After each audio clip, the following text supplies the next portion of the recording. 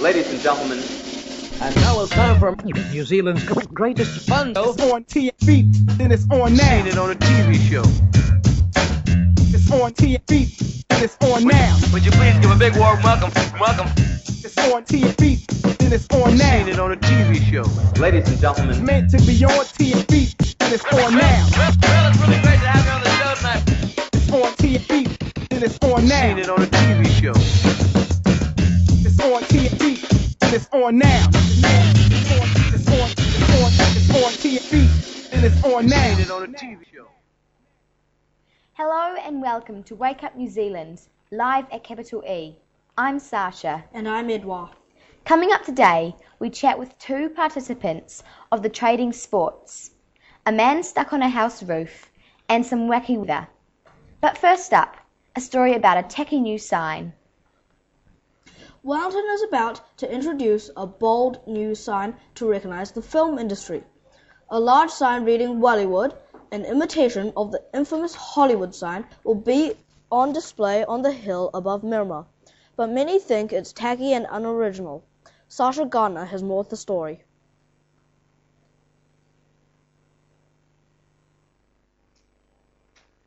Thank you, Edward. Now, here I have with me is Forbes. What do you think of the sign? Well, I think it's kind of a copycat of Hollywood. I think we should come up with something original for our film industry. It's kind of try-hard. Thank you, Forbes.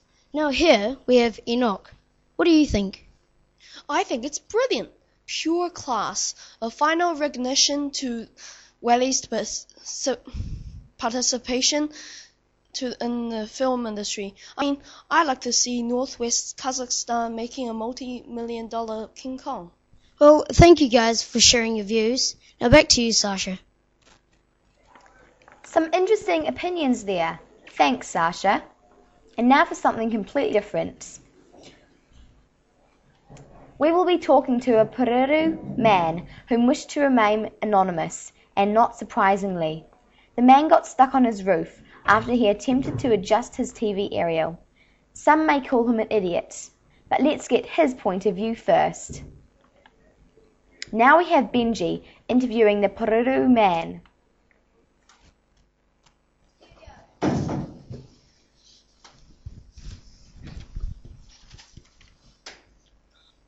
Thanks, Sasha. So how did you feel when you got stuck up on your mother-in-law's roof? Well, since I'm afraid of heights, I was extremely frightened. That's kind of why I wet my pants. How did you contact the fire station? Well, I quickly climbed down the ladder, ran to the phone and dialed 111, and then I quickly climbed back up the ladder. We will also be talking to the man who saved the Peru man. Hello, Benji. Hello, Tom. So, what do you think of the man? He's a bit of a loser. I mean, he still lives with his mother-in-law. So, Peru man, how long were you up on the roof? Probably about 6 hours. Benji, how did you save the man? I just told him to climb down the ladder. Well done, I guess. Thank you very much for your time, guys. Back to you, Edouard. And now to today's sports report. Just yesterday, Wellington Phoenix beat Newcastle Jets 3-1 in a penalty shootout after playing a full 30 minutes of extra time. There was a record of 33,000 spectators filling the stadium almost to maximum capacity. Paul Eiffel scored the winning goal, leading the Wellington Phoenix to victory. Now to Sam Verlinden, who has two of the participants of the hit television series Trading Sports live in the studio. Thanks, Edouard. I'm here live with rugby player Aidan C. and soccer player Maddie M. These two young athletes volunteered to trade sports for 1 week. Let's see how they got on. How did you go, Maddie? Well, I found it very hard being a soccer player playing rugby, but I had lots of fun and it was a great opportunity. How did you go, Aidan? It was the first time I played soccer, so I had to adapt to the rules. What was the most challenging part about soccer? Trying not to pick up the ball. For me, it would probably having to tackle all the big guys that I played against. Do you guys ever think you'll play the opposite sport again? Well, maybe, but rugby's my sport, and that's the way it will be. What about you, Maddie? Well, I might suggest it for the team that we play it for fun every once in a while, but other than that, nah. Thank you for coming to Wake Up New Zealand TV. Back to you, Sasha. Thank you, Sam. Our show is coming to a close, but we've saved the best for last, the wacky weather. Thank you, Edward. Today's weather has been Monday. From Kaitaia in the far north to Invercargill in the deep south, there has been a mixture of rain, sunshine, wind and cloud. However, the forecast for tomorrow promises to be predominantly fine. The city of sails will be hot, with clear skies and not a breath of wind. The east coast of the North Island will need to splash on the sunscreen. Gisborne and Napier will both be bathed in sunshine. Christchurch will be cold at first, but warms up to a balmy 15 degrees. Dunedin in the far south will also be fine and sunny, a one jump a day. The weather in the Wellington is a bit different, with winds reaching up to 70 kilometres per hour, and torrential rain flying in. Our specialist, Thomas, has more. Thomas.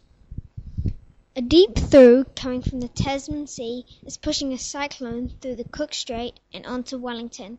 A wind warning is therefore in place for Wellington, and the rain will be flying in sideways. So hold on to your umbrellas and go the Hurricanes on the weekend. The rugby team, not the bad weather.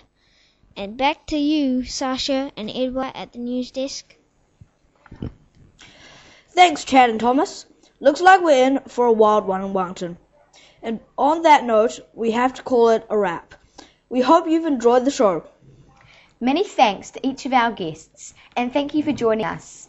Tune in on next time on Wake Up New Zealand. Until then, I'm Sasha. And I'm Edward. Goodbye, ka kite anō. And catch you later. Ladies and gentlemen. Roll the camera. Okay.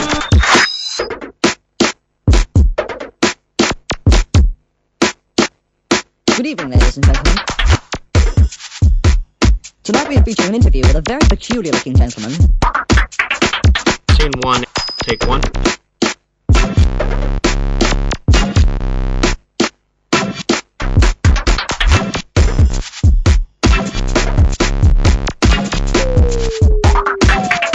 Scene 1, take 2.